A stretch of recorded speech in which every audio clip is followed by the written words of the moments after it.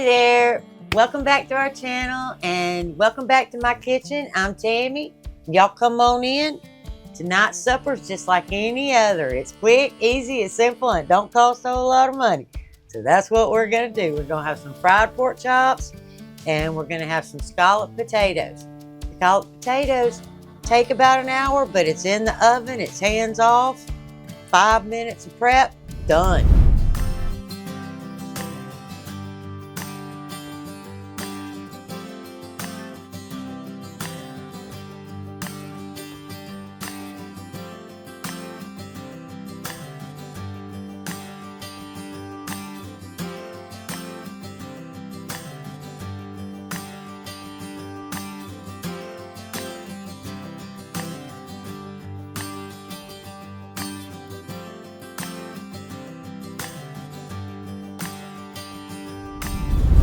Back when we were kids, scalloped potatoes were kind of like a special occasion kind of thing. You know, Granny would make them for somebody's birthday or for Sunday dinner, but pretty much not during the week. I don't know why. That was my favorite time to make them because they were so easy. I could just pop them in the oven. They were hands off. That was the way to go. But back then, that's just the way it was. Those were special potatoes. And I don't know when we started getting like gold potatoes or red potatoes. When I was growing up, the only thing I ever knew there was a russet potato. They had a heavy skin on the outside. They all had to be peeled. And that was just the way it was.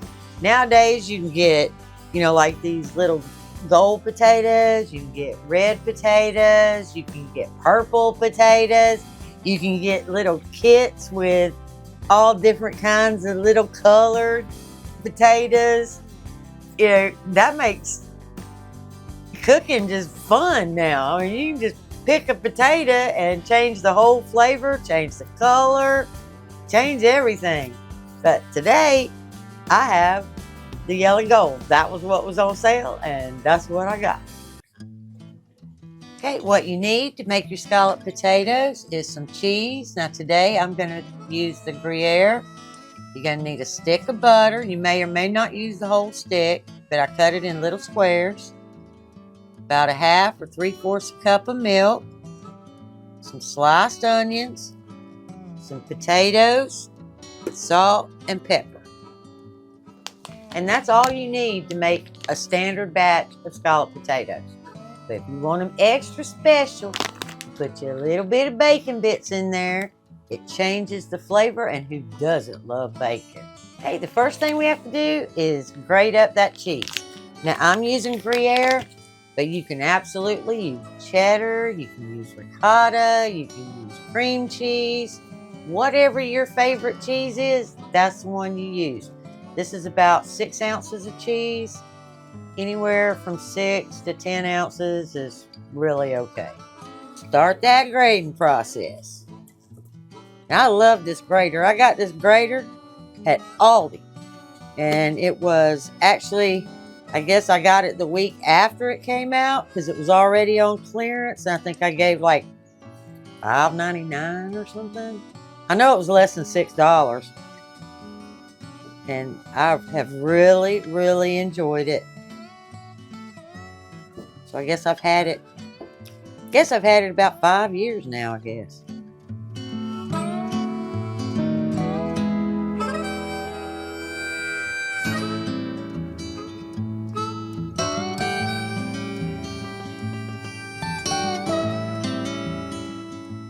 Okay, now that my cheese is grated, we're ready to get started. Because the way I do it, I just do it as I go, layer it in the bowl, all at one time.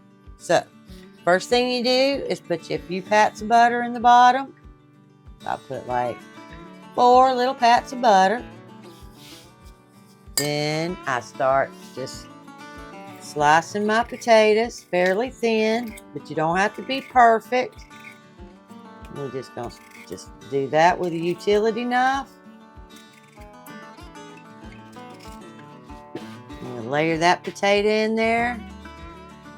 We'll put us a little bit of that sliced onion in there. Just Sprinkle it up like that so a little bit goes all over the pan. A little bit of salt. And a little bit of pepper. A little bit of cheese. Next potato. A little bit of butter. Don't forget your butter. A little bit of butter. Next potato. And I'm not taking the skin off these potatoes. It's really, really thin. And I like it. If you want to peel them, that's more time. That's just more time. A few more onions. Little bit of salt. Little bit of pepper. Little bit of cheese. Little bit of butter. Y'all, this is gonna be so good. Next potato. Gonna slice that right up.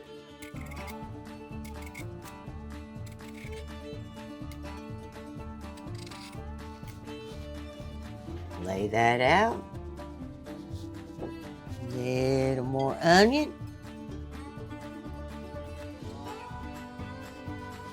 Little more salt and pepper.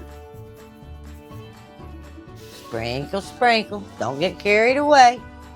You add more, but you can't take it out. Little more cheese. Little more butter.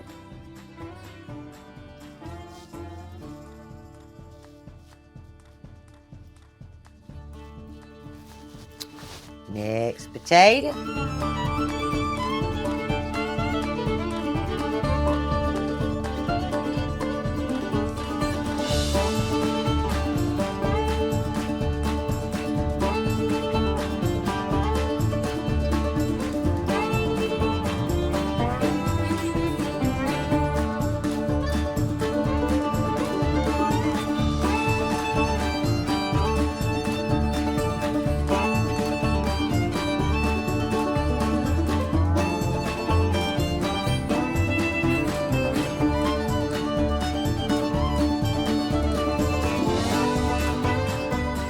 What goes on top?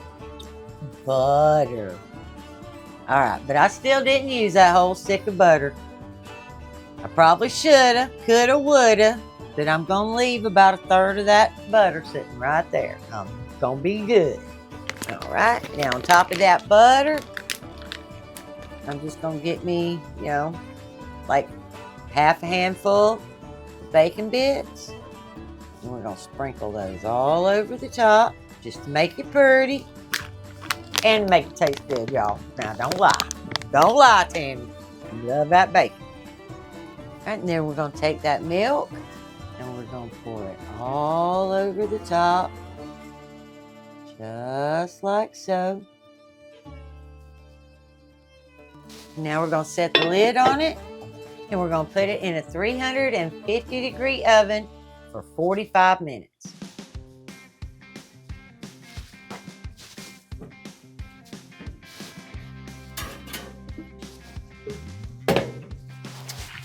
See you in 45 minutes. All right, y'all leave me a comment below what you call it. There is absolutely no difference between scalloped potatoes and an au gratin potato. And I told Randy we were having scalloped potatoes, which is the same thing we have all the time. And he said, you know what? Next week we should do one on au gratin potatoes. And I'm like, Randy, it'd be the same video. To my knowledge, there is absolutely zero difference. It just depends on where you come from as to what you call it. So what do y'all call it? You call it au gratin or you call it scalloped? My 45 minutes are up. Take this out. Now all we're gonna do is we're gonna take that lid off, right back in the oven for 15 more minutes. Let that cheese brown up. With my 15 minutes, I'm gonna get my pork chops ready. My pork chops are ready. My potatoes are ready. We're going to get them on the plate. Oh, yeah. Look at them swimming in butter. Swimming, swimming, swimming. Get us some of that leftover coleslaw. Just like that. That is a lot of food, y'all.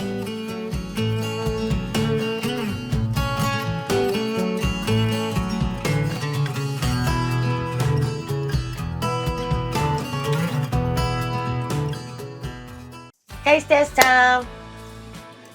Not like I don't know what he is going to say, but here we go. You know what I'm going to say. Yep, I do. Oh, you need a knife and a fork. Yes, I do. There. I love these. I love these knives. Yeah, those knives are great. Yeah, they are. Okay, well, the star of the show is our debate over potatoes au gratin or scalloped potatoes.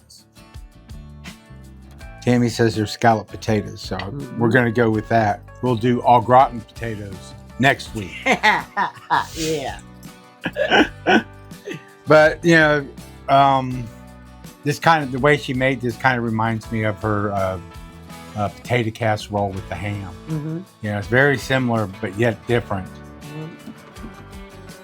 Pretty much all the same. Just depends on what I want to call it that day. I have to say it is really good. Mm-hmm. Really freaking good. Yeah. We've been having that for 30s. However, I've had it all my life. But we've been married 37. Yeah, going on 37. Yeah, be 37 the end of March. Yeah, right? Yeah, March. Something like that. Yeah, it's been a long time. March 21st. Yeah, so he's been eating that a long time. Anyway, we have a couple of co-hosts or co-stars. We have the coleslaw and the fried pork chops. We got videos all on Tammy's coleslaw and pork chops. Yeah, now the pork chop video is really old. You have to go digging for that one. It's really old. Old cameras. I didn't know how to operate even a bad camera. Yeah.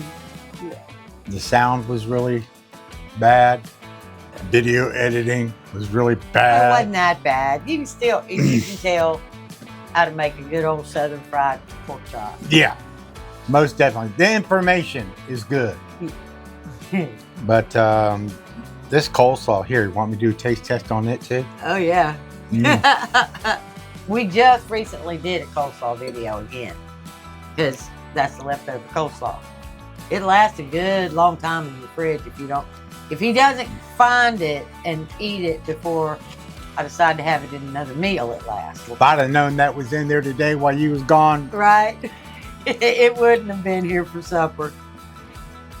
But anyway, yep, that's it. I'll put links on the fried pork chop and the coleslaw at the end of the video. So go check it out. These potatoes, I was going to eat more coleslaw. No. These potatoes are truly awesome. So if you didn't know how to make scalloped potatoes, now you do.